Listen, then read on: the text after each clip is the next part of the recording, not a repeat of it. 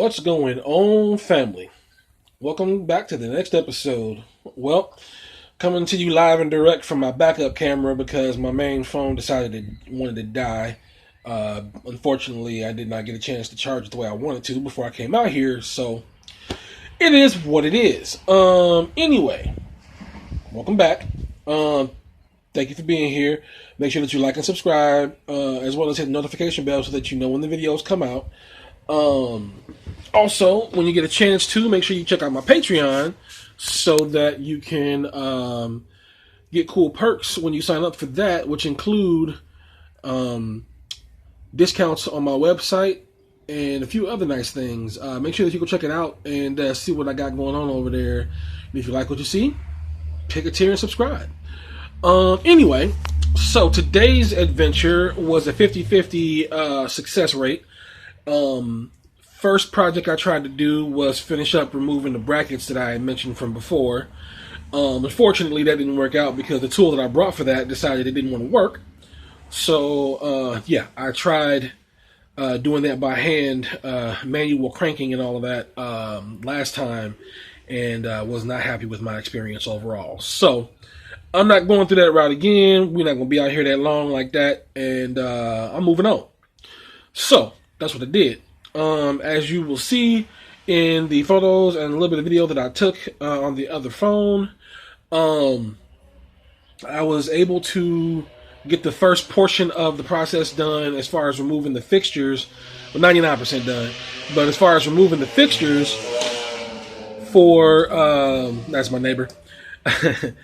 As far as removing the fixtures for the lights. Now, that whole process is as such. From what I could see, oh yeah, enjoy my skylight there. That's nothing more than the emergency hatch. I just decided to open it up to help the airflow. Anyway, so the way that it's all set up is the cables run from front to back, possibly from back to front. I'm not sure because the battery is behind me, actually, to my right and below me, or at least the battery switch is there. The batteries might actually be towards the front, underneath the driver's seat. In any event, the cables run from front to back on either side, underneath the sheathing here. And when you unbolt the base of the sheathing, the entire thing hinges from the top. And I'm going to guess it should be as simple as unhooking it from the top in order to take the each section down. Catch is, all of the sections are bolted to each other. That's a blessing and a curse. Blessing because when I got all the bolts out from underneath on both sides, the whole thing just hinged down so I could get underneath there to be able to disconnect stuff. Curse because I'm probably going to need to separate each of these sections in order to remove them safely. But we'll see how that plays out when we get to that particular situation. Anyway, from what I can see, once you get underneath all of that, there's a bundle of cables that is in each section that come out from behind a fabric sheathing of some sort. It looks like fabric. I haven't touched it yet, but whatever the secondary underlayment is in there, it comes over the top of that and then goes to a centered spot, which I'm going to guess is the controller for the ballast themselves. Actually, that's a good point. I probably should just try to take down the whole ballast. Anyway, from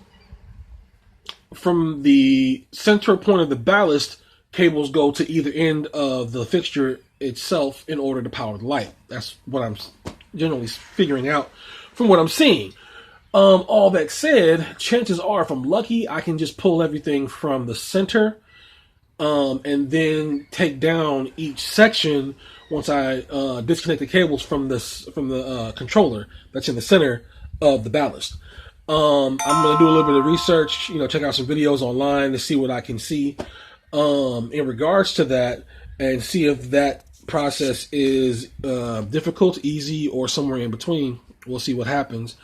But yeah, that's the next move as far as that's concerned. Then seeing if I can find the right tool to separate the sections so that I can take them down individually. If I can't find the right tool, it is what it is. I will see if I can figure out a way to forcibly remove them from each other from the back, because I haven't actually looked to see what the bracket looks like behind there. But chances are it's a bracket that's a nut and a bolt, and I should be able to remove the nut from the backside from the bracket and be able to remove the bolt once the nut is off. We'll see. I'm hoping that's the case. It could be actually a threaded bracket, but I don't know. That seems like overkill. We'll see. But once I get the sections separated, then I can actually take them down, get them separated and physically disconnected. If nothing else, I know that the section in the middle, where the little high voltage sign is at, that's where the controller is at. I know that that section comes off of the ballast. So if worst case scenario, if I can't get the cables off of that from the section of the bundles that are running through the entire thing, then I will disconnect that from the ballast and then unscrew that section that has the controller on it and push it through the body of the ballast to separate it. One of these ways is going to work. We'll see what happens. But either way, the process of taking down the lights is generally not as bad as I was initially expecting it to be. It might be a little time consuming, just given a couple of those functions that I just mentioned. But it doesn't look too difficult. It doesn't look like it's going to be too bad. It's probably just going to take a lot of time and just annoy me for the fact that it takes so long to do. Hopefully. That's pretty much it. Been out here for the, a lot of time that I gave myself. I need to get back inside and take care of some other things before the day is up. But yeah, that's pretty much it for the day. I will be back tomorrow after doing some research, and hopefully tomorrow's Sunday, so it should be, as long as it's not raining too heavy tomorrow, I should be able to get out here and get some more things done. But yeah, so anyway, wrapping this up, letting you guys know that I appreciate you. Thank you for being here. Thank you for following. Thank you for liking. Thank you for subscribing, the whole nine. I will see you guys probably tomorrow. We'll see how things play out. But yeah, thank you for being here. I will see you next time. Peace.